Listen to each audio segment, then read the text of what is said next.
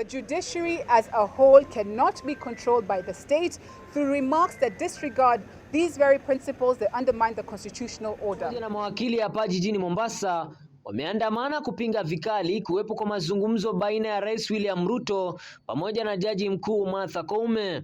Wakizungumza hapa jijini Mombasa, wakiongozwa na Eric Theuri ambaye ndiye kiongozi wa mawakili hapa nchini, ametaja kwamba mazungumzo hayo ni ukiukaji wa sheria kutokana na matamshi ya Rais William Ruto. Kwa upande wake, mwenyekiti wa mawakili Mombasa Natasha Ali amesisitiza mkutano huo utakuwa na kandamizo utendaji kazi wa mahakama ambao ndio kilio cha wanyonge. We call upon the Chief Justice to ensure that any engagements on this are per the constitutional thresholds.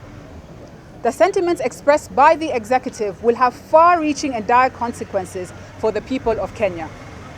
The impact of the same can already be seen through remarks that are now being made by politicians that once they're done dealing with the judiciary, the lawyers are next. Ukimwona mwenzako yuanyolewa, chako kitie maji.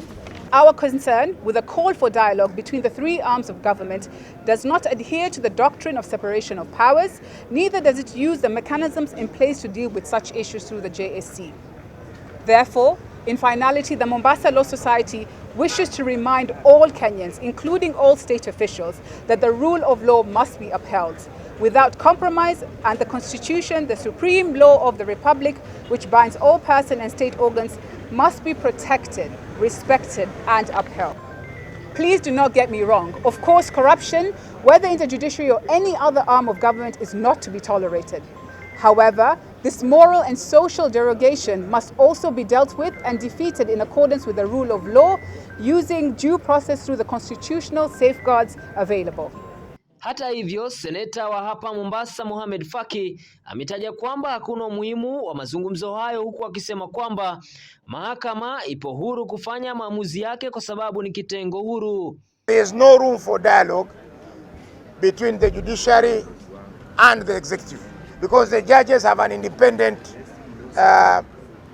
position that they must uphold in making decisions over any cases. So if they are going to have a dialogue, what will be the form of the dialogue? What will they be telling the judges? That you rule in favor of the executive? That you disregard human rights? That will not be acceptable. So we are telling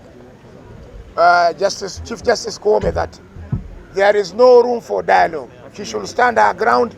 If there are any judges who are guilty of misconduct, let them be taken to the tribunals and the tribunals decide what they are supposed to be done.